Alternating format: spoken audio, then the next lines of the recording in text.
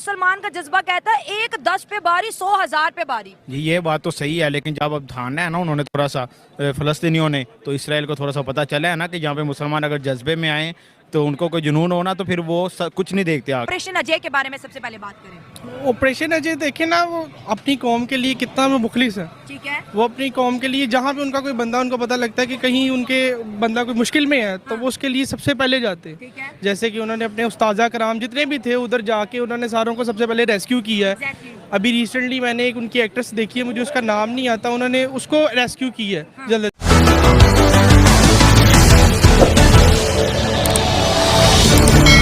बदलती हुई दुनिया के मुस्लिम कंट्री मुस्लिम को सपोर्ट नहीं करी, वेस्ट सारा इसराइल के साथ जा रहा है। जी वालेकुम सलाम। आजकल हर बंदा देख रहा है कि दुनिया में हम हर बंदे की नज़र है इसी टॉपिक पे। अच्छा। ये जो यहूदी हैं, ईसाईयत है, गैर मुस्लिम जितने भी वो एक साइड पे हो रहे हैं, हत्ता कि हमारे कुछ मुस्लिम मालिक जो है ना वो भी उनका साथ दे रहे हैं। Exactly. लेकिन एज ए मुस्लिम हम इस चीज़ को एक्सेप्ट नहीं करेंगे। हम तो कभी भी किसी सूरत में भी दुनियावी तौर पे इख्तलाफात हैं भी हैं तो फिर भी हम वहाँ पे नहीं खड़े हो सकते, क्योंकि यहाँ पे हमारे दीन की भी आ जाती बात, क्योंकि हमारे मुसलमानों पर जुल्म हो रहा है, आज से नहीं हो रहा।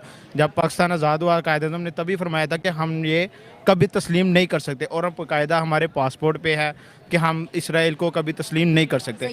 हमने इसराइल को एक्सेप्ट नहीं किया जस्ट बिकॉज ऑफ फ़लस्तीन। आज फ़लस्तीन पे बहुत से मुस्लिम कंट्री सपोर्ट में आ रहे हैं, पाकिस्तान क्या कर रहा है दुनिया को जरा बताएं। पाकिस्तान इस कंडीशन में नहीं है उनको ओपनली सपोर्ट कर सके। बेवकूफ़ थोड़ी हैं कि ओपनली सपोर्ट करके अपना बेड़ा कर करा लें, अपना बट्टा बैठा लें।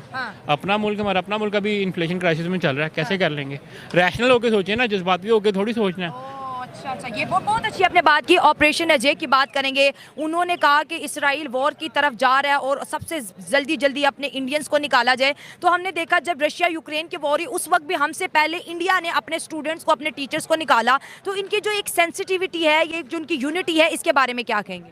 जी वो तो एक कौम है, इंडिया का कम्पीट तो नहीं ना कैसे, सेकंड इकॉनमी है, वर्ल्ड लार्जेस्ट इकॉनमी है उनकी, उनके पास पूरी दुनिया को लाने की ताकत है। वो एक प्रोडक्ट बंद कर देंगे तो मल्टीनेशनल कंपनीज का भट्टा बैठ जाएगा।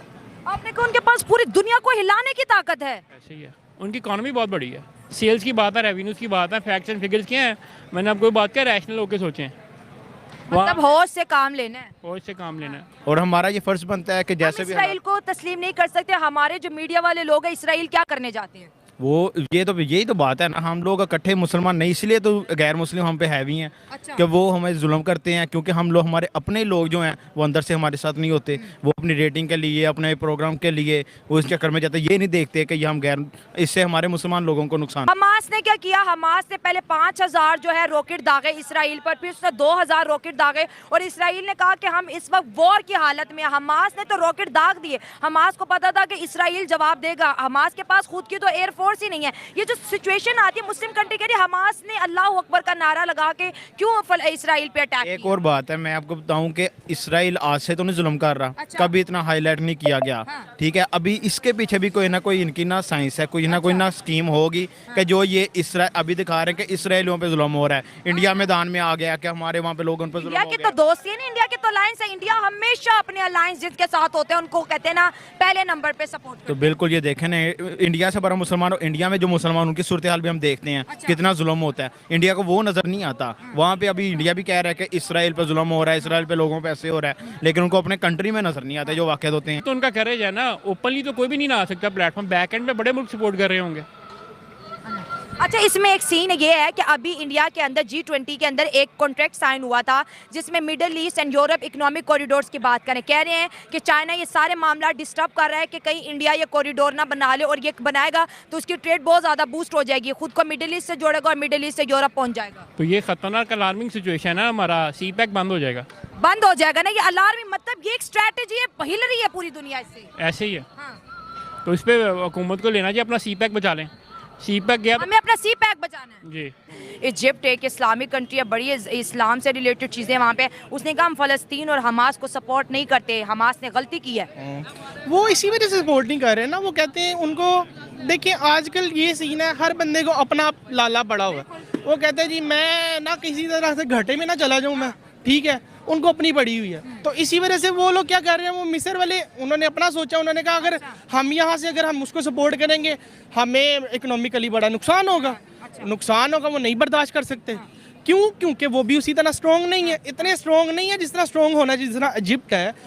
इजिप्ट की छोड़े, जैसे ग्रेट ब्रिटेन है, इंग्लैंड है, स्विट्ज़रलैंड है, कहाँ उनके साथ कौन है? इसराइल के साथ सारी बड़ी बड़ी इकोनॉमीज हैं।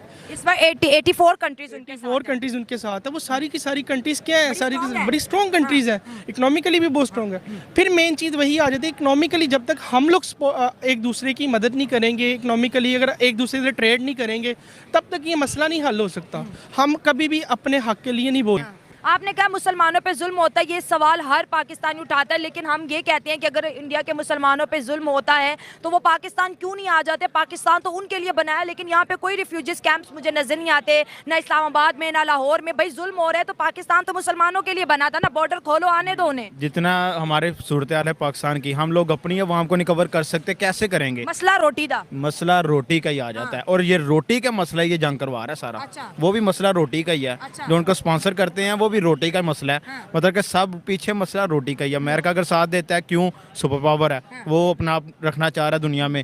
इंडिया नहीं छोड़ सकता, उसे पता है अमेरिका, अगर मैं इसराइल के ना साथ करा हुआ, अमेरिका मुझे छोड़ देगा, उसका रोटी पानी खत्म हो जाएगा। कि जब भी किसी मुल्क के अंदर हालत जंग होती है तो इंडिया सबसे पहले अपने इंडियंस को सेफली बचा लेता है। वो अपने मुल्क के बच्चों को, टीचर्स को लेके बहुत ज़्यादा पॉजिटिव है, जो कि इंसानियत की बहुत बड़ी मिसाल है कि गवर्नमेंट के 100 मामला से, लेकिन अपनी इंडियंस की सिक्योरिटी वो इंडिया के अंदर भी करते हैं और बाहर भी करते हैं।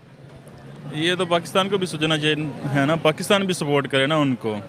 जब इंडिया कर रहा है तो पाकिस्तान को भी करनी चाहिए ना, पाकिस्तान ये करता ही नहीं है।